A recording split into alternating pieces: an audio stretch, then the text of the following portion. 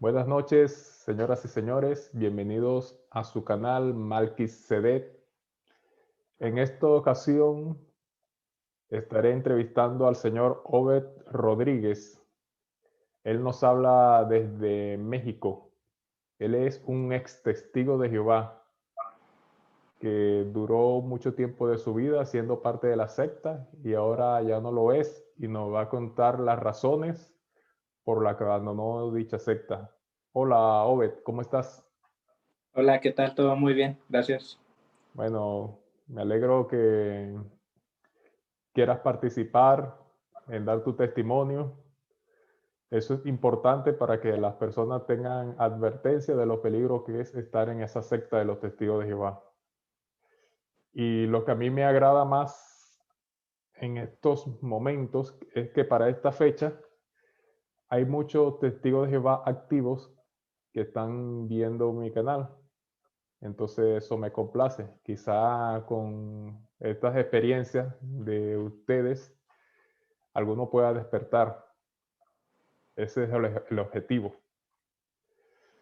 Este, ¿tú, ¿Tú cómo conociste a los testigos de Jehová? ¿Cómo te hiciste testigo de Jehová tú?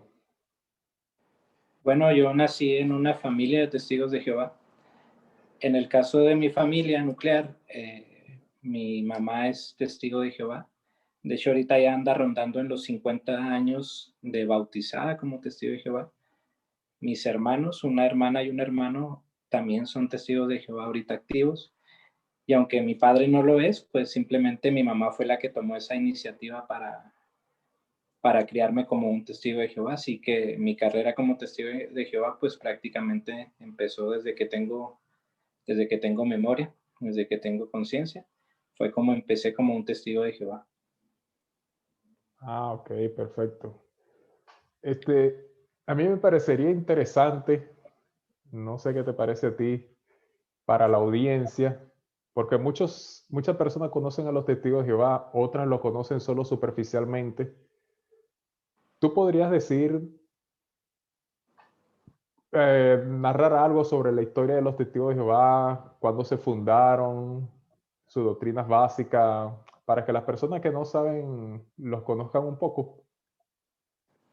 Claro, los testigos de Jehová inicialmente o directamente fueron iniciados por Charles Tate Russell, por allá de bueno, él comenzó toda esta historia a finales de los años 80, bueno, de los 1800, perdón.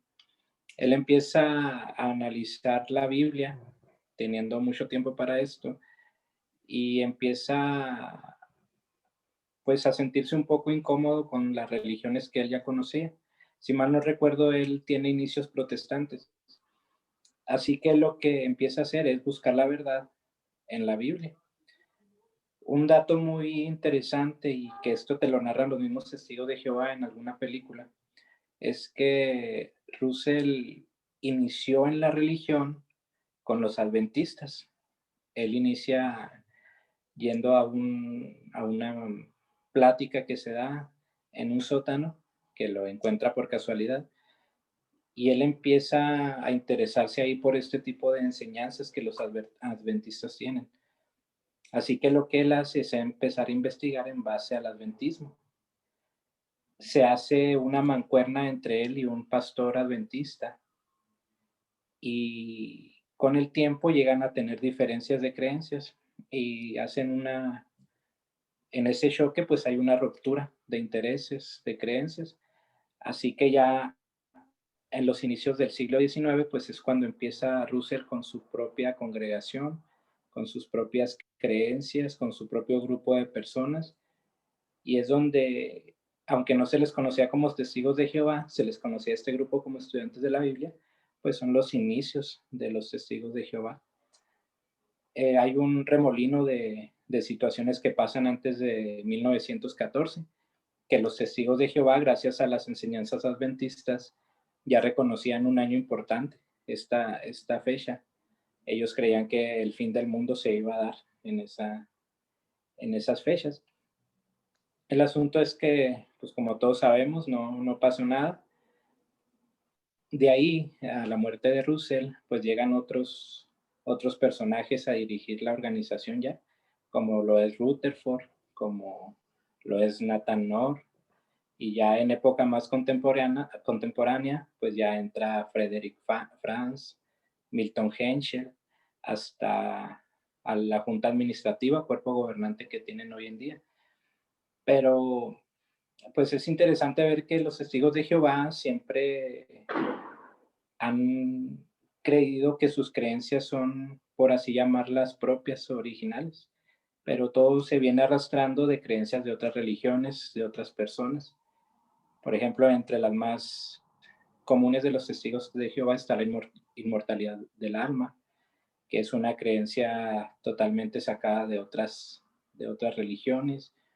El monoteísmo, de ver a Dios, a Jehová como un Dios único y que Jesús y el Espíritu Santo no forman parte de él, pues son creencias que se adjudican los testigos de Jehová de ellos mismos, que pues en realidad no lo son. Otra es la vida en un paraíso. Ellos piensan que dentro de muy poco va a haber una etapa de tiempo donde se les va a perseguir a los testigos de Jehová por medio de gobiernos, de organizaciones mundiales, y se va a entrar en lo que ellos llaman la gran tribulación. Terminada esta gran tribulación, va a empezar, se da pie al Armagedón y así la entrada a un nuevo mundo. Estas son las creencias que son de las más importantes para ellos. Dentro de todo este universo de creencias que tienen ellos, pues hay muchas muy polémicas, como es el caso de la negativa a la sangre. No aceptan ninguna transfusión de sangre, no, obviamente menos la digieren oralmente. Así que, como es normal, esto ha llegado a causar mucha polémica. Esto hablando de creencias, pero como tal vez platiquemos ahorita, entre creencias, procedimientos, son muchos los que tienen los testigos de Jehová, que si lo ves desde un punto objetivo bíblico, pues simplemente entran en un fallo grande. Bueno, está bien.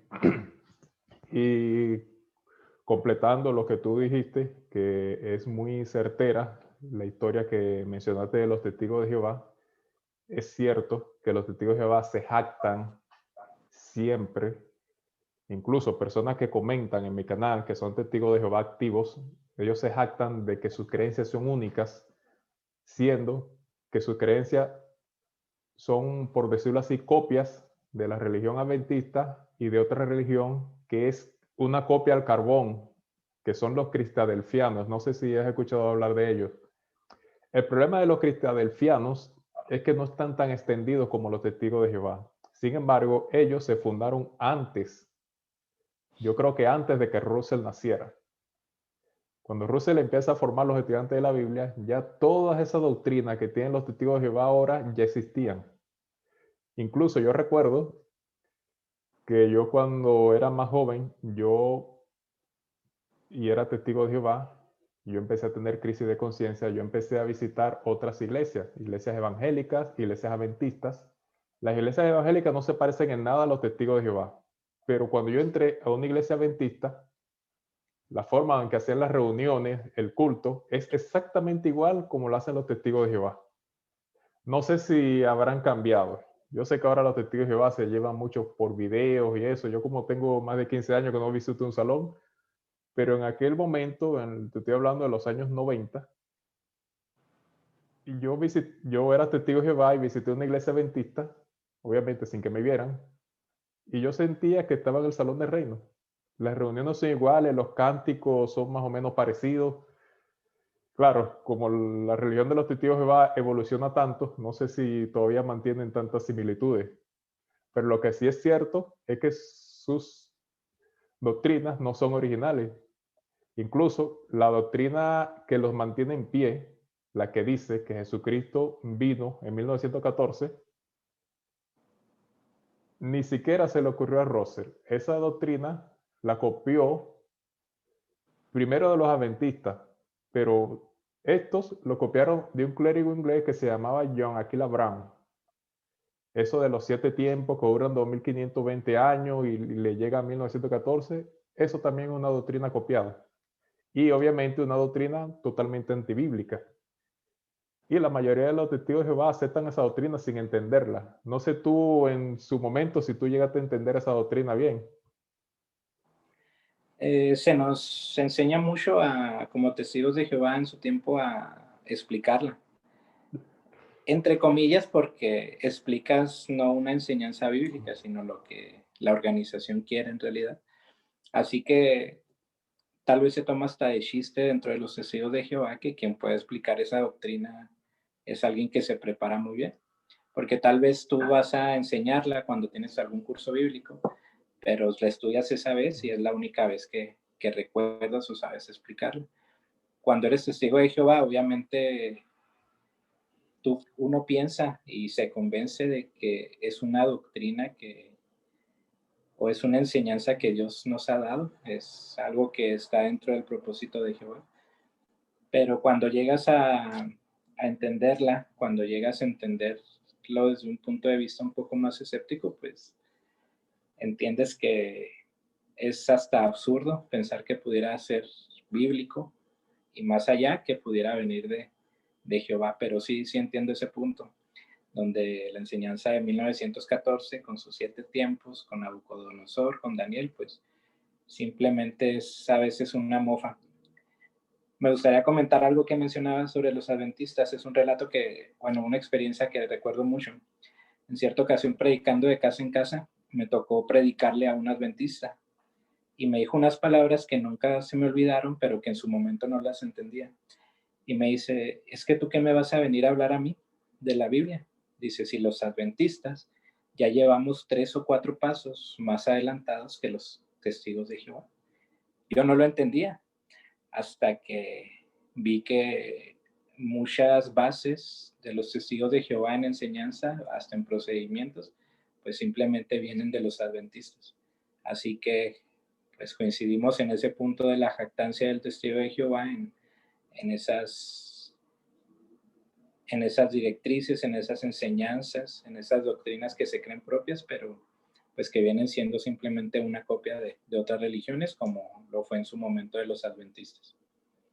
Claro, eso es cierto. Y ahora yo me quiero adelantar un poco en tu historia. Me voy a adelantar un poco porque como estamos por esa misma onda de 1914, ¿en qué situación estabas tú cuando el cuerpo gobernante anunció la burrada esa de la generación traslapada? ¿Tú eras testigo de Jehová todavía o no? Sí, yo recuerdo mucho que se anunció en una asamblea cuando se llamaban de distrito. Fue en el 2008. Me acuerdo hasta dónde estaba sentado. Recuerdo que esa asamblea fue muy especial por 2 motivos. Se hizo una resolución a todos los presentes de seguir confiando en el reino de Dios, de ser súbditos de ese reino. Se nos pidió que aplaudiéramos si estábamos de acuerdo. Es algo que no recuerdo haber visto en alguna asamblea. Y recuerdo también que pasó la explicación de la generación traslapada. Yo en su momento te estoy hablando de que en el 2008 yo tendría 18 años. Así que en realidad yo en cosas de doctrinas, de enseñanzas, no me metía tanto, solamente era el adoctrinamiento o las ideas que ya venía arrastrando de asistir a las reuniones o de predicar. Cuando cuando recuerdo ese anuncio del nuevo entendimiento de la generación traslapada, en realidad no lo entendí, pero sí sabía que era, pues podría decirlo, un parteaguas en la organización, un nuevo entendimiento, una nueva luz muy grande. Conforme iba pasando el tiempo, recuerdo que tuvimos una visita del superintendente viajante, quien vuelve a explicar no la vuelve a explicar, la recita de la atalaya donde se había publicado. Estamos hablando de 1 o 2 años después. Y es donde yo entiendo que era algo importante para la organización. Me va a salir un poquito del tema, pero tiene que ver con esto. Yo recuerdo que a raíz de esa visita de ese superintendente de circuito y donde se nos explica la generación, vi que el tiempo del fin estaba prácticamente con esa expresión que se usa muy comúnmente, a la vuelta de la esquina. Y yo decido dejar mis estudios por esa enseñanza, por esa nueva luz, y me voy con ese superintendente viajante a un lugar en la sierra de acá de Chihuahua, México, para ir a predicar. Así que sí tengo muy presente cuando se dio ese nuevo entendimiento de la generación traslapada, que ahorita lo puedo decir que hemos hablado de esos dos temas. Para mí, 1914 y la generación traslapada, pues simplemente son de las más grandes falacias que ha dado la organización. Ahora, los testigos de Jehová que nos ven y los testigos de Jehová activos saben de qué hablamos. Ahora, no sé, ¿tú entiendes bien la doctrina de la generación traslapada? Sí, sí lo entiendo. Ok, ahora, ¿tú podrías explicarle, por favor, a la audiencia qué es la doctrina de la generación traslapada y qué doctrina existía antes? Ok. Tal vez voy a necesitar un pizarrón como David Splain, pero voy a hacer lo mejor que pueda. No hay problema.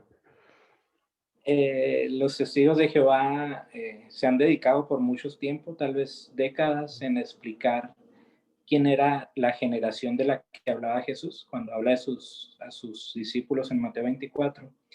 No recuerdo el versículo, pero les dice que esta generación no iba a pasar antes de que sucedan todo lo que él ya había predicho con la destrucción de Jerusalén.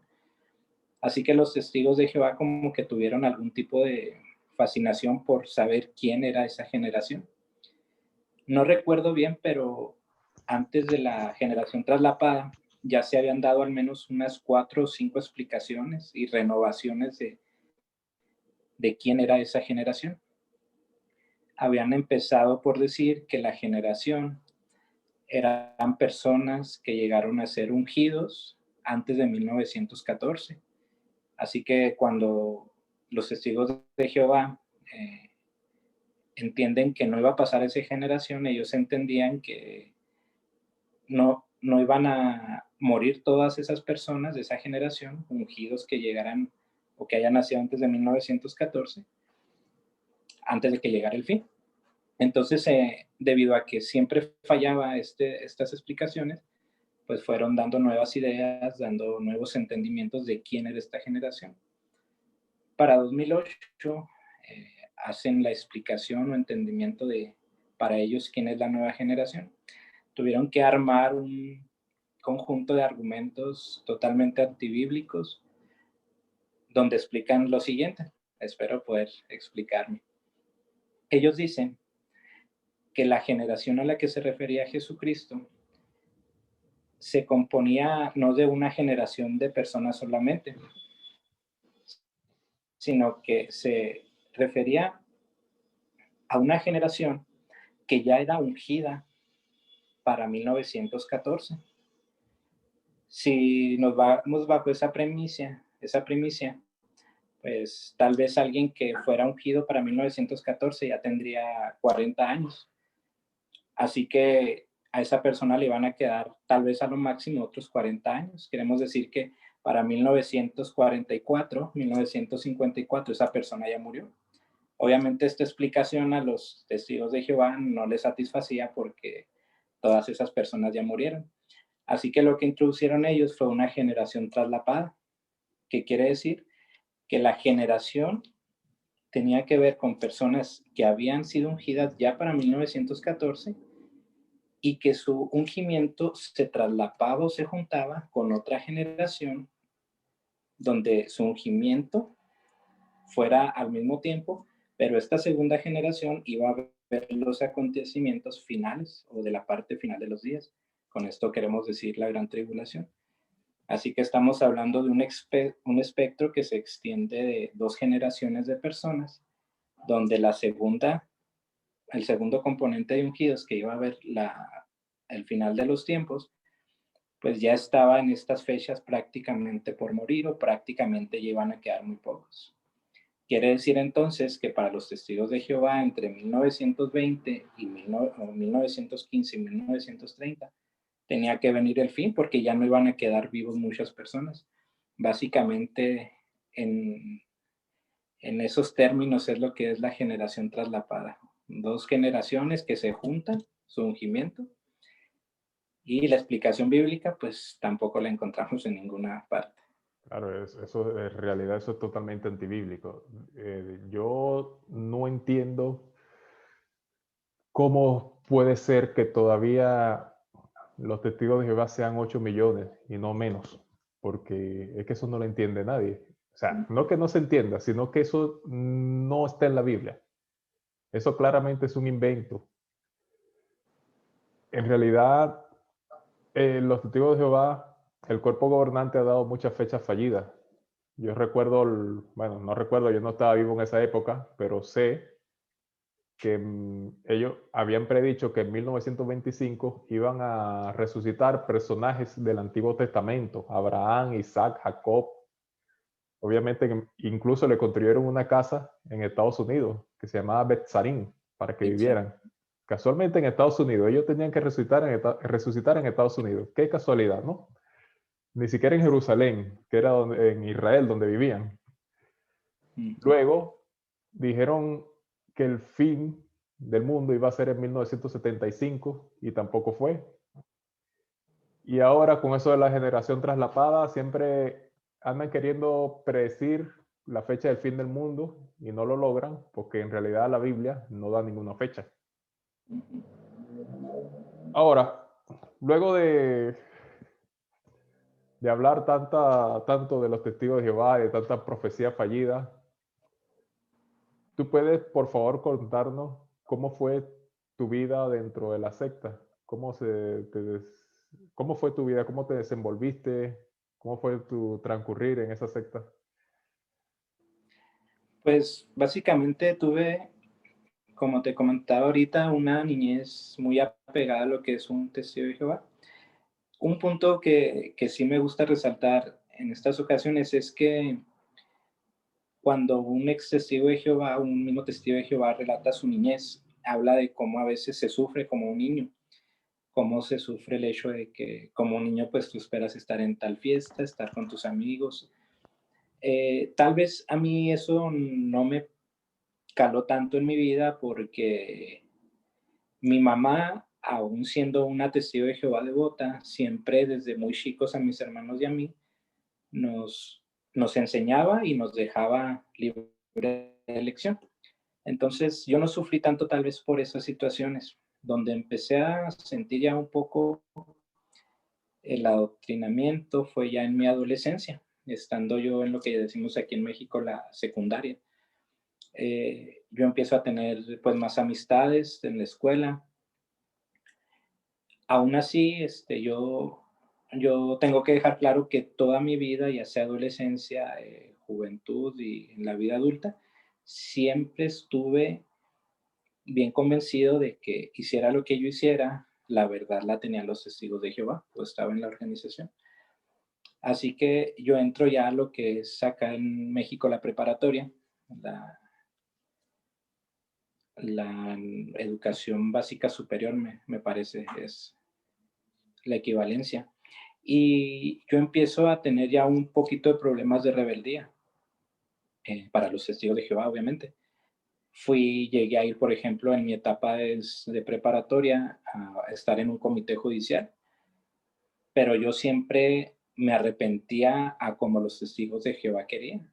Yo siempre luché mucho con los sentimientos de culpa en esa etapa, con la desesperación y con la ansiedad, porque sabía que yo a lo mejor quería hacer algo o pensaba algo y creía que estaba totalmente mal, estaba totalmente en desacuerdo con los lineamientos de Dios. Así que cuando yo cometía algo, ya sea un pecado grave, pues iba y tomaba los pasos que la organización quería, que fuera a confesárselo a los hermanos, a pasar por un juicio en un comité judicial. Pero aún así, aún sufriendo ese tipo de detalles, yo estaba convencido de que tenía que estar en la organización y que tenía que hacer las cosas como Jehová las quería. En ese momento yo pensaba. Eh, Después de eso entro a estudiar en una universidad, un tecnológico, y sufro también un poco por esa rebeldía. No era totalmente rebelde, pero tenía un deseo de saber lo que había en el mundo.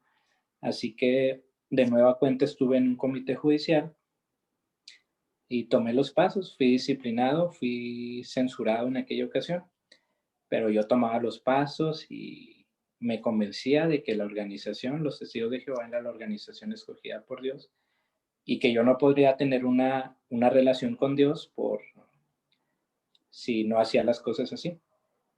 Algo que me dejó mucho de aquella etapa fueron esos sentimientos de culpa de que yo nunca podía llegar a hacer lo que la organización quería, porque siempre estaba fallando y aunque sí te hablan de la imperfección, pues esperan de que uno sea prácticamente una persona perfecta, aunque te digan que no. Y este asunto de las culpas, de esa ansiedad o remordimiento, pues es una característica de las sectas. Así que yo decido en cierta ocasión sentar cabeza. Pasa un tiempo y yo me caso y empiezo a tener una vida pues modelo dentro de los Testigos de Jehová. Yo ya antes había sido precursor regular. En el matrimonio retomo mi precursor regular, soy nombrado siervo ministerial y ahí empiezo a tener una vida como la organización quiere. Yo estaba, lo repito, decidido o convencido de que la organización de los Testigos de Jehová era la organización de Dios. Así que yo hacía todo, todas mis decisiones iban tomadas conforme a lo que la organización quería. Predicaba más, me preparaba mejor para las reuniones y hacía las cosas que la organización quería. A grandes rasgos, ese fue mi proceso, o fue mi estancia dentro de los Testigos de Jehová por etapas de mi vida. El despertar fue precisamente, tengo el hábito de la lectura y cierta ocasión me topo con este libro de Steven Hassan, de las técnicas de control mental de las sectas. La verdad es que nunca me imaginé que tuviera que ver con una secta o con una religión como a la que yo pertenecía, así que no vi algún peligro como apóstata. Así que mientras yo iba leyendo este libro me daba cuenta que pues la mayoría de las partes de las secciones, por no decir que todas, iban coincidiendo con mi vida. Entonces fue donde se me prendió un foco, donde yo dije, pudiera ser que estoy equivocado en respecto a la religión. Así que de ahí me decidí a estudiar todas las enseñanzas de los Testigos de Jehová básicas, como son las que se exponen en el libro Enseña, pero mediante la Biblia, no mediante a lo que llaman los Testigos de Jehová apostasía. Y en este estudio que me decidí hacer, pues descubrí que ninguna de ellas, cuando uno las estudia a conciencia, tiene que ver con una inspiración divina o una inspiración bíblica. Así que fue donde ahí tuve mi despertar, pero pues seguía la desprogramación. Entonces, hasta ese punto fue donde yo encontré esa inquietud en mí, donde sabía que la organización no era lo que yo pensé o lo que la misma organización dice de ella misma. Ok, yo tengo una curiosidad. ¿Tú durante el tiempo que fuiste testigo de Jehová dentro de la congregación llegaste a ver algún acto de crueldad, alguna injusticia? Sí llegué a ver ciertos detalles y pues como muchos lo dejábamos pasar, lo dejábamos ver sin importancia.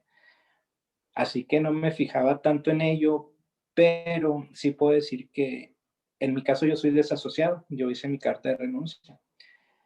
Todavía cuando yo decidí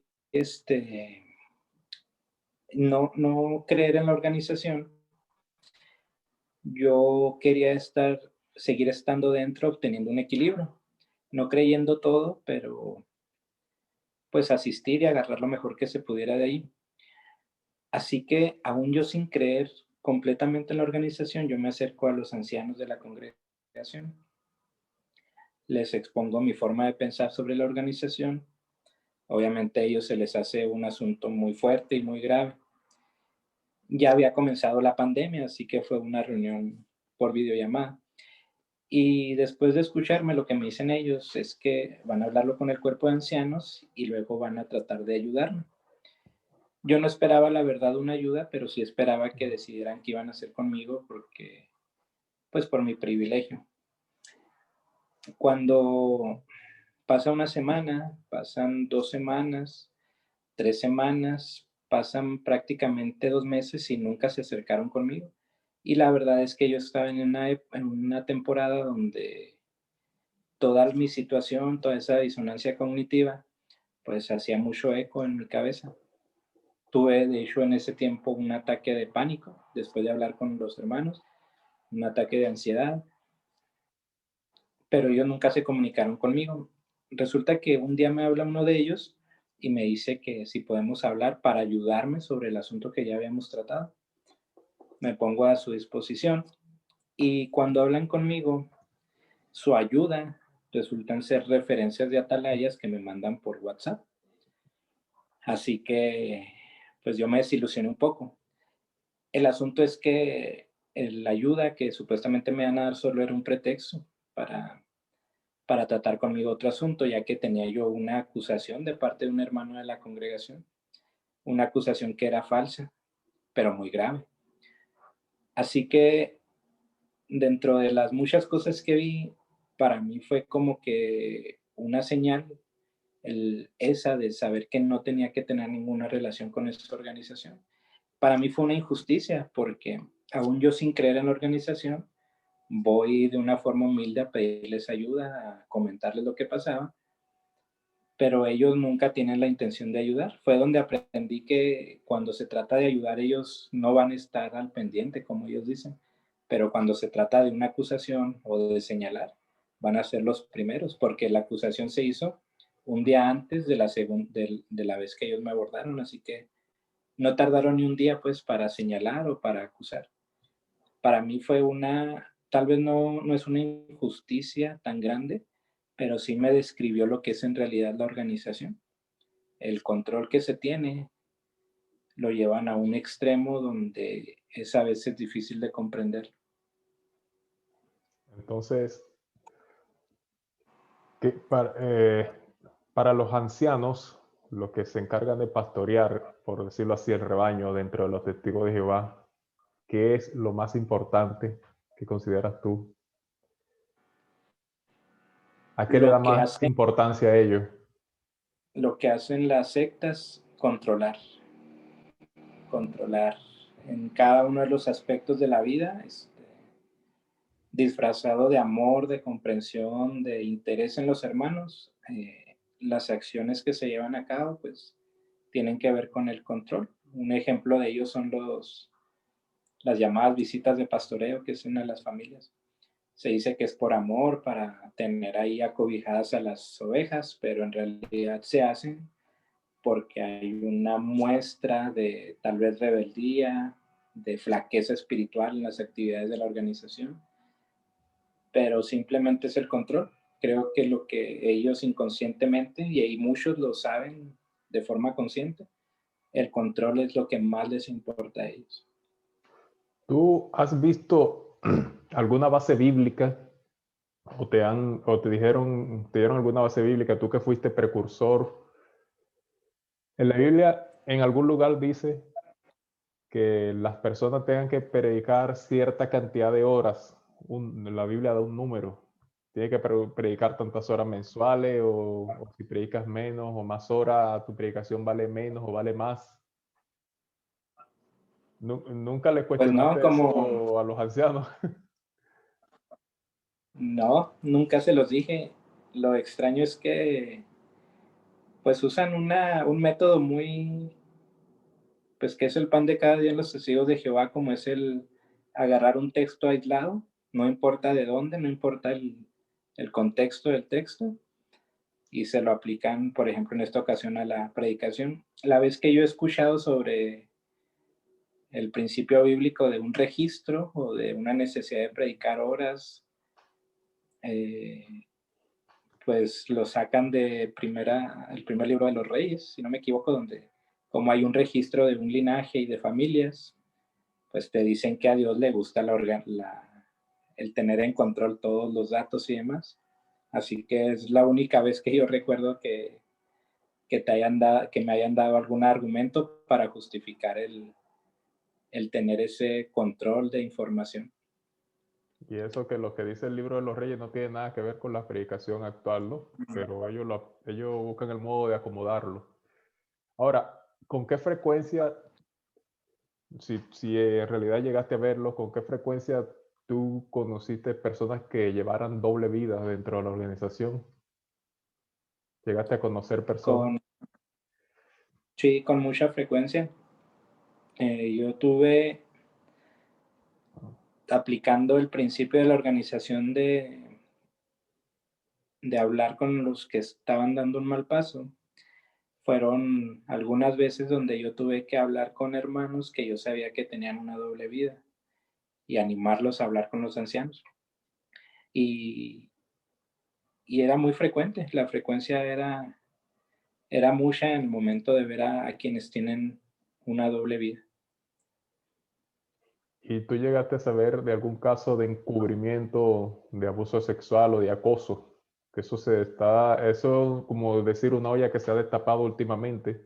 Yo cuando fui testigo de Jehová nunca supe, porque bueno, y si es algo oculto menos lo voy a saber, pero no sé si tú llegas, que ya tuviste un puesto de responsabilidad más alto, llegaste a saber algo. Cuando fui testigo de Jehová, no. Tenía un indicio que podemos decirle que prácticamente era un chisme de una persona de aquí de la localidad donde yo vivo. Pero resulta que se ha destapado, no tiene ni una semana que se publicó en las redes por personas que no eran testigos de Jehová. Y entre lo que se platica y ya es un hecho es que esa persona ya tenía antecedentes dentro de los testigos de Jehová. Así que pues tal vez investigando o rascando este tema, sí, sí resulta, ya no es un chisme, pero sí se queda eso como un hecho que ya está aquí ahorita, al menos en la localidad, ya es conocido en la ciudad ese tema, donde ahorita se destapó, pero ya se sabe que anteriormente esta persona que está dentro de los testigos de Jehová ya había tenido un antecedente de abuso sexual a menores y en su momento se encubrió por parte de los dirigentes de la congregación. ¿Tú podrías decirle a la audiencia cuál es el trato que se le da a los pedófilos dentro de la secta de los testigos de Jehová?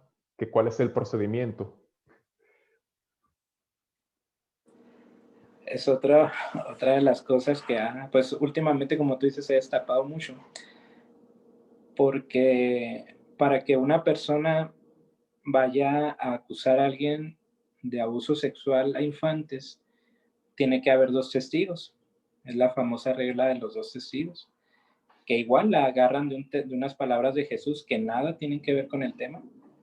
Así que si un menor o una persona ya adulta que haya sido abusada de pequeña vaya a acusar delante de los ancianos un abuso sexual cuando ha sido menor, a esa persona se le pide por fuerza que tenga otro testigo aparte de sus declaraciones. Así que, pues pensando en esto, estamos hablando de un delito de índole sexual, donde el abusador lo primero que va a querer es que no haya otra persona observando o sabiendo lo que pasó. Entonces, si el acusador no tiene otro testigo, pues no se puede hacer nada. Los ancianos le van a decir que no pueden hacer ellos nada, decir nada al acusado. Si esto es verdad, pues simplemente el acusado puede seguir como si nada, tal vez con un puesto de responsabilidad en la congregación, ya sea siervo ministerial o anciano, y, y pues la persona acusadora pues ya no tiene más que hacer. Se le anima, o más bien como dicen los testigos de Jehová, se les dice que ellos no animan a ir a las autoridades, que el acusador puede hacer lo que quiera, pero obviamente o de forma implícita es un no manche el nombre de Jehová yendo a acusar a su hermano a las autoridades. Así que el trato que se le da a una persona que ha sido abusada o a un menor que ha sido abusada sexualmente, pues es una despreciación a su persona y un elogio o una palmada de espalda a quien ha abusado sexualmente de un menor. Ok, entonces se nota que el encubrimiento es total, encubren crímenes para que la organización no se vea manchada, por ejemplo, como la Iglesia Católica. La Iglesia Católica tuvo mucha mala fama por cuando se descubrieron los casos de sacerdotes pedófilos. Entonces la organización de los testigos de Jehová siempre ha querido evitar eso, a pesar de que hay muchos casos de abuso sexual en su organización. Ellos prefieren mantener limpio el nombre de su organización que poder resolver lo que es el sufrimiento de las víctimas o evitar eso. Un dato, Definitivamente es una secta peligrosa. claro, un dato interesante es que uno que ha estado entre los testigos de Jehová, uno sabe cómo hablan los testigos de Jehová, como en su momento uno habló sobre, por ejemplo, la religión católica y este asunto de los abusos. Pero un dato interesante es que en proporción a las cantidades hay más abusos dentro de las congregaciones de los testigos de Jehová que en la iglesia católica. Claro, lo que pasa es que los testigos de Jehová son menos y los católicos más, pero en proporción obviamente hay más abusos si tú te pones a analizar. Ahora, tú en el tiempo que empezaste a tener crisis de conciencia, ¿tú nunca sentiste simpatía por otra religión? Digo, bueno, ¿será que me gusta esto o tal religión me parece que su doctrina está más acorde con la Biblia? Fíjate que nunca llegué a ser afín a otro tipo de enseñanzas. En la localidad predomina las iglesias cristianas, obviamente el catolicismo, el mormonismo y un poco el adventismo. En cierta ocasión llegué a platicar con personas de cada una de estas religiones, y la verdad es que nunca me sentí atraído, la verdad. En el caso del adventismo, pues llegué a platicar profundamente con alguna persona que fue a predicarme, pero la verdad es que nunca hubo una afinidad hacia ese tipo de ideas. Lo que sí es que ya después de ser testigo de Jehová, bueno, al momento de renunciar, al estudiar cosas como lo que platicábamos ahorita, la predicación de casa en casa o la forma de reunirse, sentí un poquito de afinidad con los cristianos, con las iglesias cristianas. Pero para este momento yo ya no tenía como base de vida la Biblia. Pero en su momento yo pensé, si hay que apegarse a la Biblia, tal vez sí sentía un poquito más de afinidad por iglesias cristianas, pero hasta ahí. Pero que me llamaran la atención y menos siendo testigo de Jehová, pues no. Bueno, a mí me pasaba más o menos parecido. Cuando yo empecé a tener crisis de conciencia, de que empecé a alejarme, yo visitaba las religiones que tenía a mi alcance. Obviamente hay muchas religiones que no existen en nuestros países, que uno las conoce por internet o por nombres. Entonces, las religiones que están a nuestro alrededor, es lo que uno tiende a comparar, que eso es un error. Y yo recuerdo que una vez fui a un culto evangélico, una iglesia pentecostal. Entonces el pastor dio un discurso muy conmovedor. Voy a ser sincero, me gustó el discurso, pero al final ya, al final, como dicen en Venezuela, puso la torta. Al final del discurso, el pastor dijo que el Señor ayudó al boxeador Evander Holyfield a que le ganara la primera pelea que tuvo al boxeador Mike Tyson, porque Holyfield era evangélico y Tyson era musulmán. Entonces que el Señor intercedió por Holyfield. Entonces yo me decepcioné tanto que yo, por decirlo así, reafirmé mi fe que tenía con los testigos de Jehová. Es que es un problema, y se lo digo a la audiencia, a los que se están alejando de los testigos de Jehová. En un principio no busquen en otras religiones, porque las demás religiones también tienen mucha doctrina falsa Y algunas quizá tengan hasta doctrina más absurda que la de los testigos de Jehová. Entonces es mejor investigar a la religión de los testigos de Jehová por dentro y no ponerse a buscar en otro lado. Ya después que tú no estás adoctrinado, ya sí puedes investigar un poco más, pero es peligroso. Porque yo cuando veía la doctrina de los adventistas, los evangélicos, yo decía, esta gente, por lo menos eso del infierno, la Trinidad, a mí eso nunca me ha convencido. Quizá a algún otro testigo de Jehová sí, pero a mí nunca me ha convencido. Entonces cuando yo veía otra de esas iglesias con esa doctrina, yo siempre me volvía a la mente, no, pero es que los testigos de Jehová sí tienen la verdad. Porque es que el adoctrinamiento es muy grande. No sé si a ti te llegó a pasar algo parecido. Sí, claro, no, a veces no le cabe en la cabeza a uno cuando es testigo el pensar en que hay otras ideas diferentes y, y que estén bien, simplemente que estén bien. Simplemente vas a creer en que lo que se te enseñó desde chico, eso es. Y se han enseñado también, o más bien se ha adoctrinado también, que cada uno de los puntos, cada duda, cada pregunta, cada intención, te dicen cómo explicarla, así que el adoctrinamiento es demasiado, demasiado fuerte Para todo tienen una respuesta. Aunque sea una para todo. respuesta amañada, pero para todo hay una respuesta. Sí. Tú me contaste al principio que que te casaste dentro de la religión de los testigos de Jehová. Disculpa mi intromisión, pero tú tuviste hijos también siendo No, testigo de no Jehová. tuve. Ah, ok, bueno, entonces tu esposa obviamente era testigo de Jehová. ¿Cuál es la situación de ella ahora? Ella sigue siendo testigo de Jehová. ¿Tu esposa? De hecho, sí, a raíz de esto hubo una separación prácticamente por el hecho del que yo decidí desasociarme completamente de los testigos de Jehová. Esto llegó al punto de que no coincidiéramos en ideas y estar en un proceso de divorcio únicamente por la diferencia que había entre nuestras creencias. Ahora, los testigos de Jehová, eso es interesante porque en una entrevista anterior me dijo el señor que entrevisté, que se llama Ismael Osorio, me acuerdo, el que entrevisté antes que tú, él me dijo que a su esposa los ancianos le concedieron el divorcio porque él era apóstata. O sea que antes el único motivo para poder divorciarse era por adulterio. Ahora parece que si el cónyuge es apóstata también es un motivo para divorciarse. ¿Ese fue tu caso? Pues al ¿O el parecer no divorcio hay fue una, ilegal? ¿O el divorcio fue ilegal para los testigos de Jehová?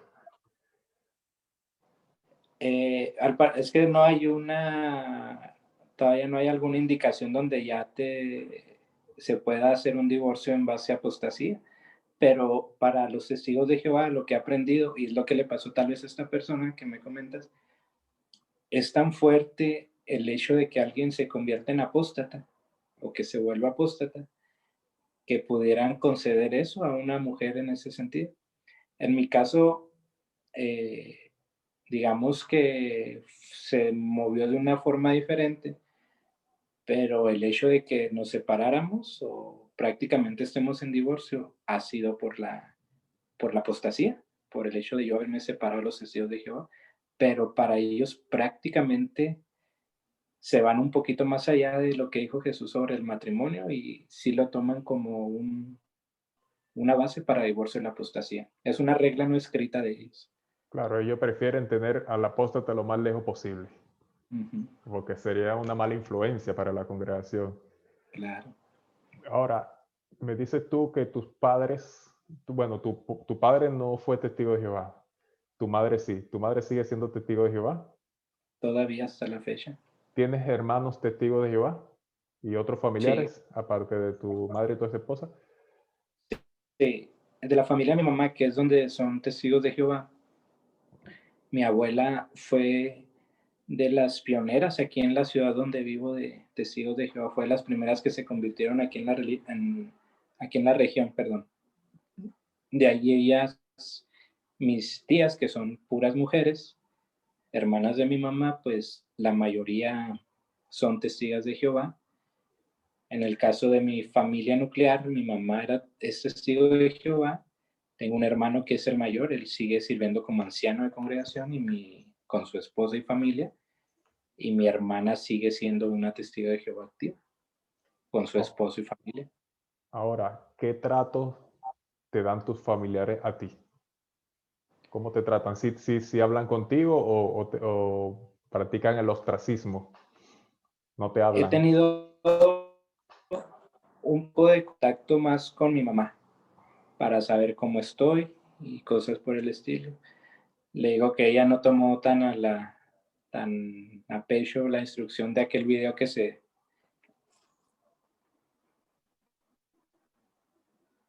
Le- perdón, no se dio tan a pecho aquella instrucción que se dio en un video de una asamblea regional hace unos 2, 3 años, donde pues simplemente no se le tenía que tener ningún contacto, ya sea si el hijo se estuviera muriendo o demás. En ese caso, pues mi mamá sí me contacta para saber mi estado de salud y para ver si necesito algo. En el caso de toda mi familia, quitando a mi mamá, pues simplemente no tengo trato con ninguno de ellos. Se practica el ostracismo, como tú bien mencionaste. Ahora, disculpa, ¿qué es lo que pasa con tu teléfono? ¿Se está agotando la batería o qué? Es que me estaba entrando una llamada, Ah, perdón. vale, perfecto. Ok, no hay problema. Este, ok, entonces, explícale por favor a la audiencia qué trato le dan los familiares testigos de Jehová a alguien que se haya ido de la secta o que haya sido expulsado. Es interesante esa pregunta porque teóricamente te dicen que en el caso de la familia inmediata se puede seguir teniendo, estoy hablando de un mayor de edad, se puede seguir teniendo un trato con esa persona. He escuchado discursos y he visto artículos en revistas donde se te dice que puedes seguir teniendo un trato con estas personas.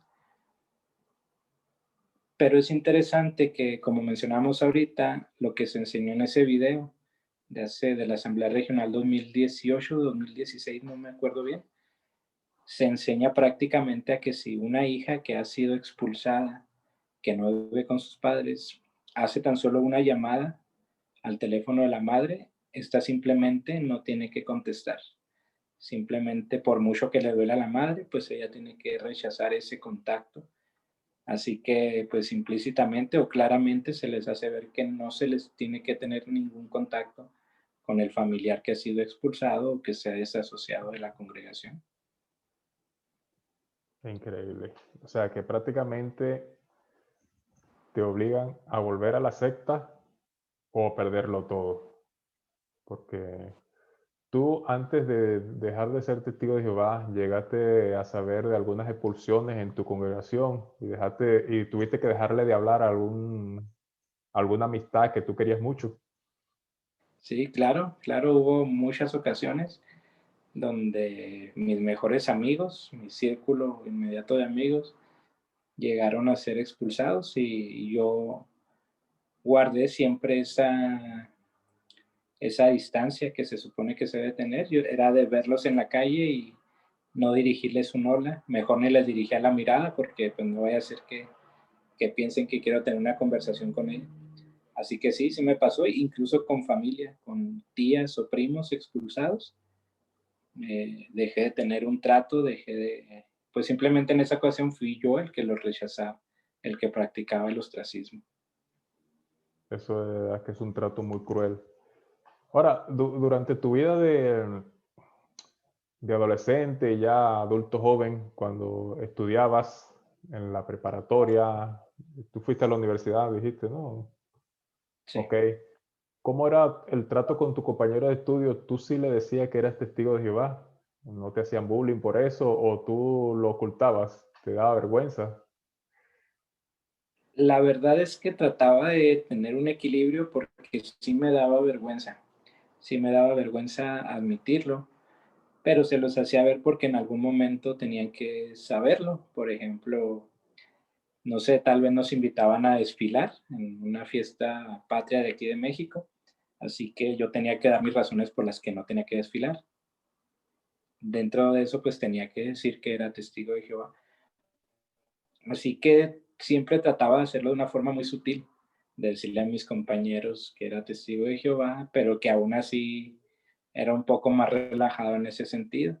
Sin embargo, pues sí me daba mucha pena y vergüenza, sobre todo en esa etapa que tú mencionas, el tener que comentarle a mis compañeros que era un testigo de Jehová. Ok, y durante el tiempo que fuiste testigo de Jehová, de todas las doctrinas, yo sé que a la final uno se cree la mayoría, pero ¿hubo alguna doctrina de la que siempre tú dudaste? Eh, Te voy a comentar algo que siempre desde niño pensé. Fue, creo, ahora la platico como mi primer duda dentro de la organización. De niño asistí a una reunión con mi familia y se dio un discurso sobre el Armagedón.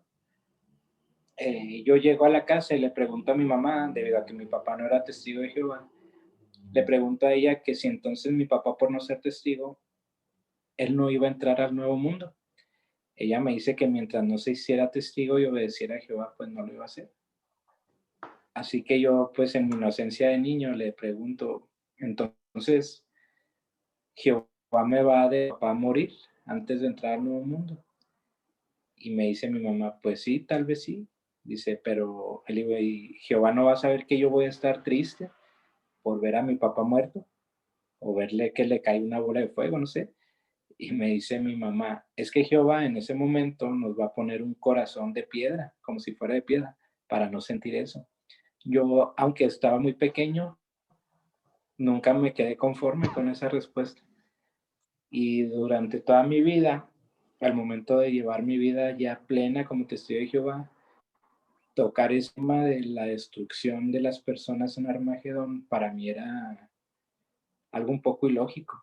Saber que tanto se pregona del amor de Dios y que iban a ser muertos solamente por no ser testigos de Jehová, como en el caso de mi papá que yo mencionaba.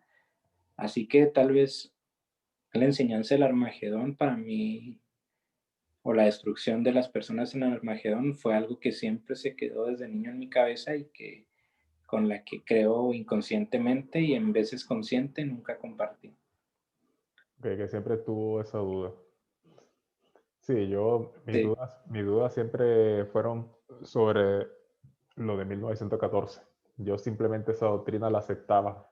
Y cuando llegó lo de la generación tras la paz, ni te cuento. Bueno, yo no era testigo de Jehová allá. Sin embargo, yo, durante mucho tiempo, lejos de la organización, yo pensé que era la religión verdadera, aunque yo no asistía ni siquiera al salón. ¿Tú luego de ser testigo de Jehová en algún momento deseaste volver? Hoy temprano hoy temprano me hicieron esa pregunta y la respuesta es que no.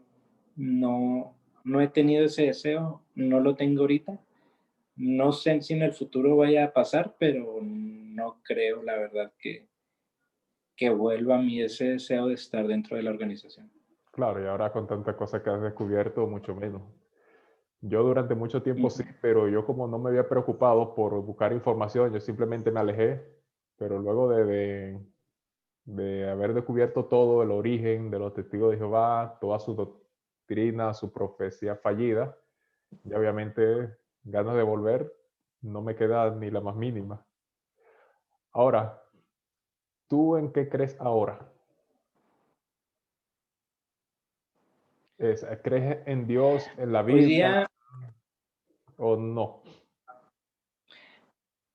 hoy día me centré tanto en deconstruirme por parte de las enseñanzas de la organización que descuidé un poco saber en qué deseo creer o en qué creo. Pero lo que puedo decir que sí estoy seguro es que hoy día no creo en la Biblia y no creo en el Dios de la Biblia. Pienso más sí en una trascendencia, pienso más en algo que está más allá de nosotros, pero no tal cual como un Dios personal como siempre se me pintó en la religión. alguien que me está observando, como una persona muy poderosa que me está observando y que está juzgando lo que hago. Creo que esto va un poco más encaminado al agnosticismo y creo que, pues no puedo decir que soy agnóstico, porque simplemente esa ahorita es la base que tengo, pero en resumen, por ahí va. Más bien, como te digo, me he dedicado tanto en deconstruirme en creencias que no me he ubicado a sentar las bases de lo que ahora realmente creo. Pero lo que sí, como te digo, que estoy seguro es que no creo en la Biblia y ni en el Dios que menciona la Biblia. Ok, bueno. Pero sí crees que puede existir una entidad superior, un ser superior, no un creador, aunque no sea el de la Sí, Biblia. sí, Ok, exacto. bueno, ya para finalizar, eh, ¿qué consejo le das tú a los testigos de Jehová que están viendo esta entrevista? Y a los estudiantes de la Biblia con los testigos de Jehová que quieren hacerse testigos de Jehová. Pues para los testigos de Jehová, para los que ya están dentro y bien adentrados,